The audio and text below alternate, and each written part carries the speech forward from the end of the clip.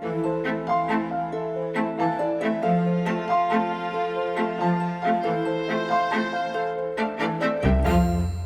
will start out by introducing myself. My name is Lisa Craig. I'm with the Craig Group. This is my fifth Keeping History Above Water conference. I am a groupie, and I'm glad to be here and welcome all of you. That said, I'm going to ask Marty Hilton with the Preservation Institute Nantucket at the University of Florida to come up and say a few words. Well, thank you all for being here, and for those of you who attended Jeff Cadell's talk last night and perhaps participated in the walking tours with Michael May. So Marty Hilton, the director of Preservation Institute Nantucket, and I know I've said this now, you all probably heard it, but I'll remind you again. This is our 50th consecutive year on this island.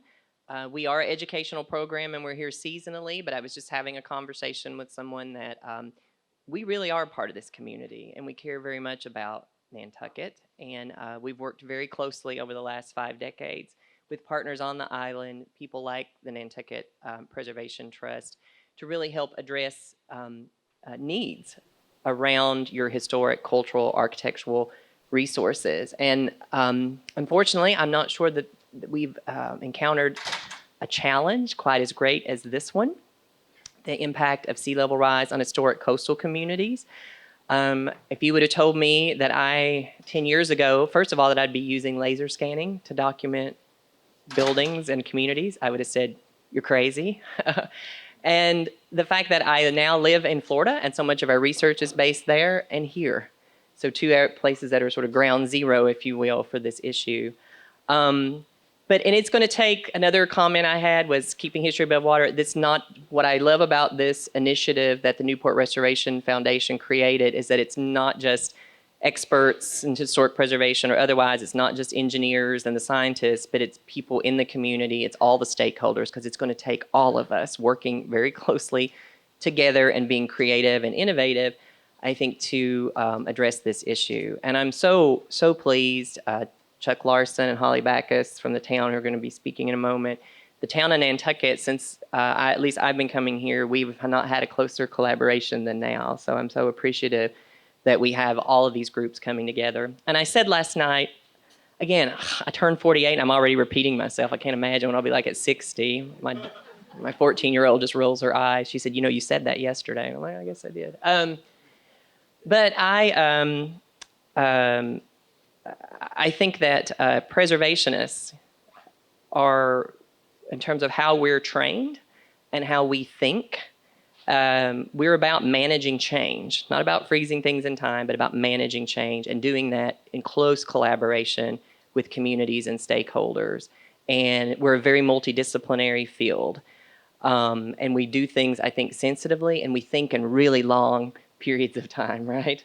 300 years is to me like, oh yeah, that's the recent past. So I think we're sort of poised to help lead this conversation. And I'd like to thank, just Ian, before I hand it back over, to the committee that really put this together. I was the instigator. I do like to stir things up. So I was the instigator, but Michael May from the Nantucket Preservation Trust, their executive director, and I've worked very closely together over the last few years, and he was, and his team, Mary Bergman and Michelle, were all instrumental. The town, represented by Chuck Larson and Holly Backus, and then of course I had the good wherewithal to say, why don't we hire Lisa Craig to help coordinate this?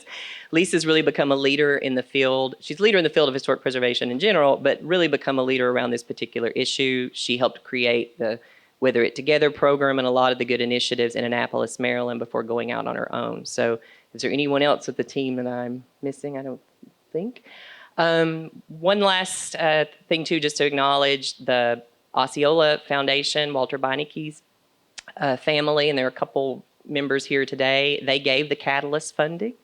So the Beinecke legacy on Nantucket continues to have a big impact. They sort of do things quietly, but they gave the funding, the seed funding we needed to start this initiative. Remain Nantucket, a big thank you for their support for this, as well as the Massachusetts Coastal Zone Management Program. I know Tricia Bowie is here somewhere in the audience. They gave a grant, as well as the Community Preservation Committee of Nantucket. So A thank you to all of the sponsors. There's even more. So, all right.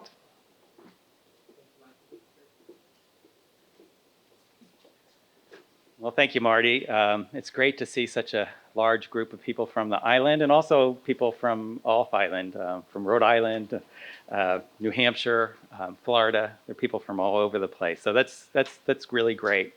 I think as we heard last night, the water will come, and it really will touch everybody in our community, and really across the coastal United States. Nantucket, as you may know, is a National Historic Landmark. We have more than 800 pre-Civil War structures, and they really draw tens of thousands of people to our island in the summer season and actually throughout the year now.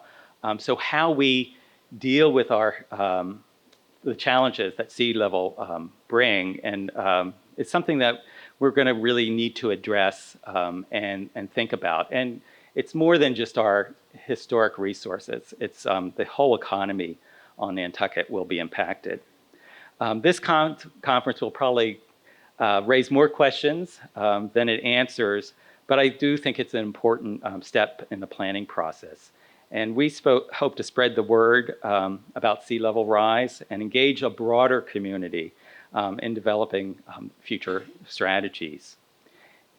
As Marty mentioned, we are really happy to co-sponsor this conference, Keeping History Above Water in Nantucket, with a number of groups, of course, Preservation Institute, the University of Florida, as well as the town of Nantucket, the Newport Restoration Foundation, which actually started Keeping History Above Water in Newport a few years ago, probably 4 or 5 years ago, and Remain Nantucket, who has been a major supporter.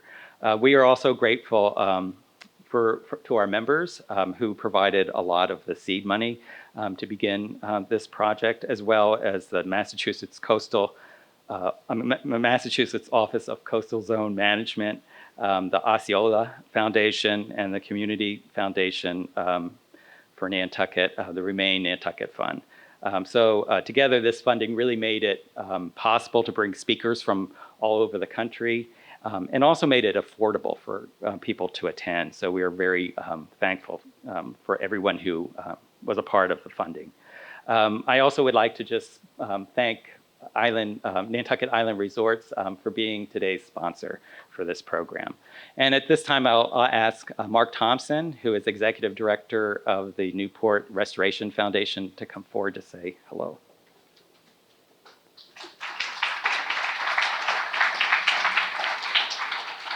Thank you. I hope everybody can hear me okay. In case it isn't already obvious, I heard from the town council earlier this week, and I was the person designated to wear the tie today.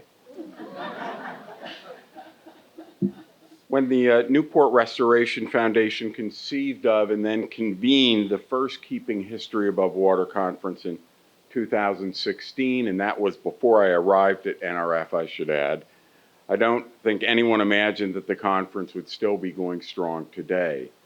But as it turned out, the issue of climate change and its impact on historic properties was not a problem that any of us could solve in just a year. Of course, I'm being disingenuous, but I'm not sure that all of us realized just 3 years ago what a big fight we had on our hands. I grabbed the New York Times book review a few weeks ago and read these words in the introductory sentence, quote, "Climate change is the greatest challenge humanity has collectively faced," close quote. And I mean, that doesn't say anything that everybody in this room doesn't already know, but somehow seeing it there in black and white made the task seem all that much more daunting. But as might be expected, the article went on to say that we couldn't afford to be pessimistic, that pessimism leads to despair, and despair leads to inaction. So let me just say this morning that I'm pleased to be surrounded by a room full of optimists.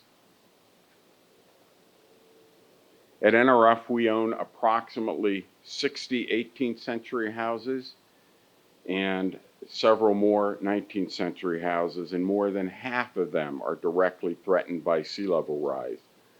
We are looking for answers, and if I've learned anything as I've considered the issues we're all facing, It's that truly we are only going to find solutions if we look for them together.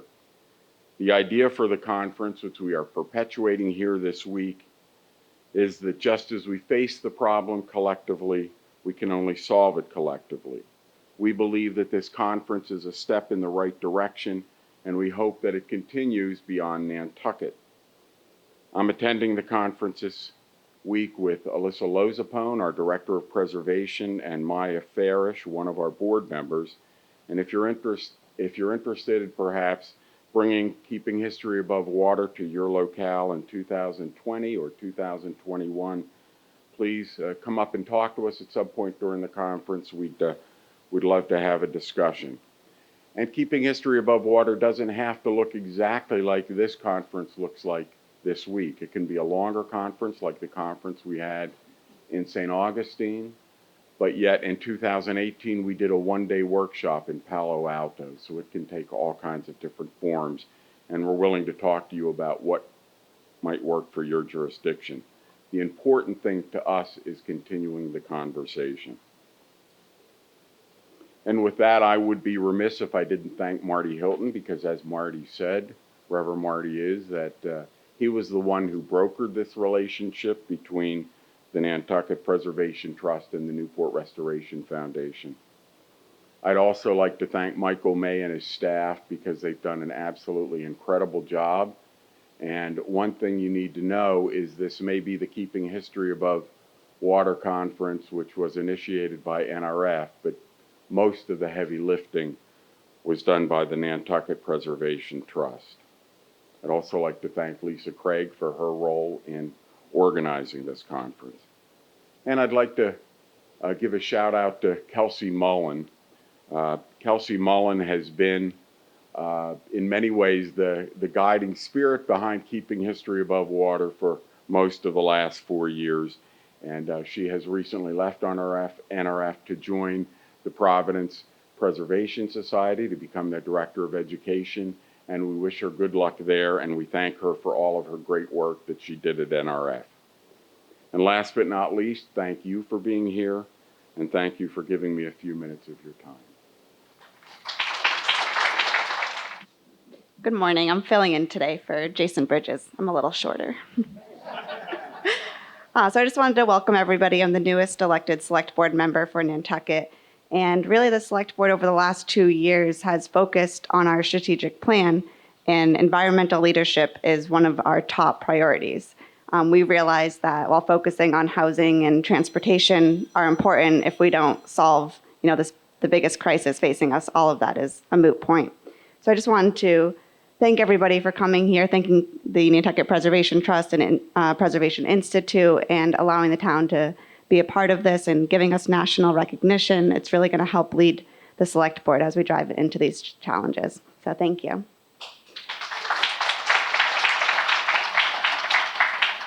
And next up, we're going to have Libby Gibson, our town manager.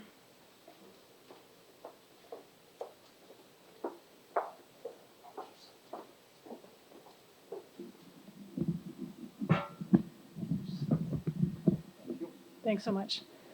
Thank you, Christy. Christy's running out to cover something for me now.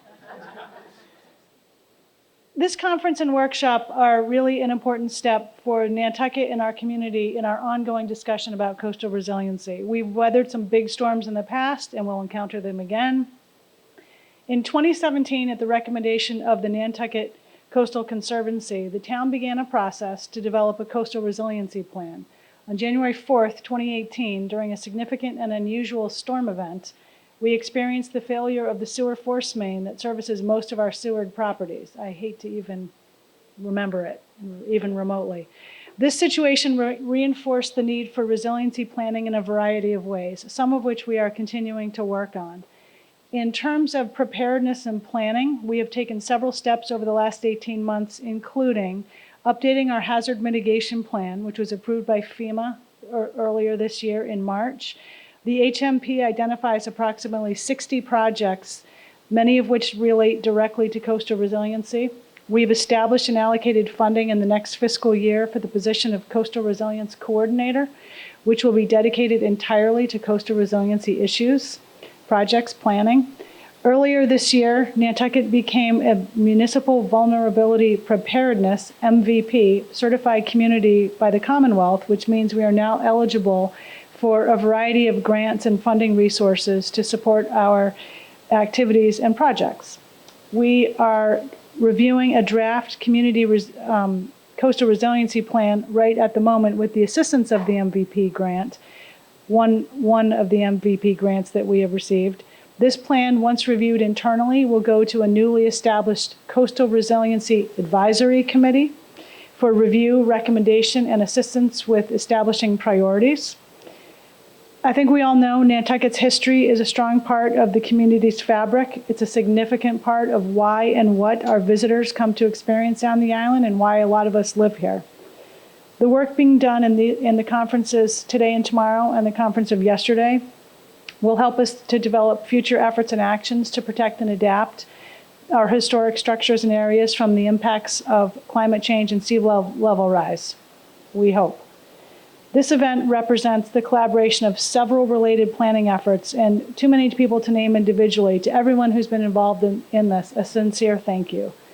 We had initially planned to use one or the other of the conferences to showcase the work done with a grant the town received from CZM, Coastal Zone Management, to perform laser scanning of the downtown area and to develop the 3D models of sea level rise and flooding visualization scenarios. And it really just took off from there.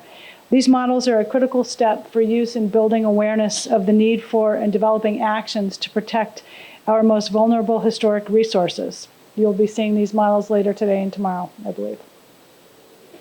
We are so appreciative of the University of Florida's Preservation Institute, the Nantucket Preservation Trust, the Newport Restoration Foundation, I'm not sure quite where everybody is, and all of the other sponsors and contributors to expand the significance of this work for Nantucket in particular, specifically, everybody's here today for, and to allow us to become a host city for this conference.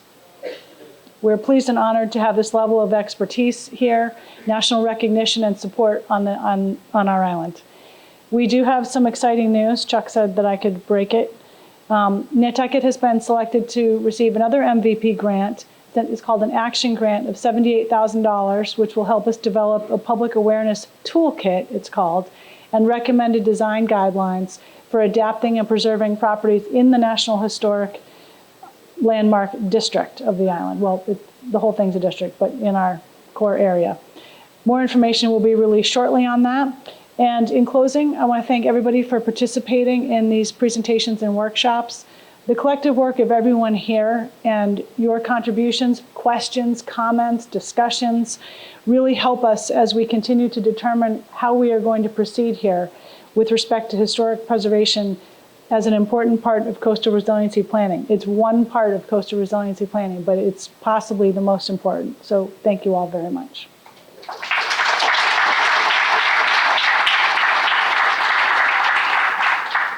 Okay, if I can ask our first panel to come on up, Chuck and Holly and Jeff, and we will get this started. I also want to reiterate how important it is to have you all as community members and those with a real vested interest in the future of Nantucket.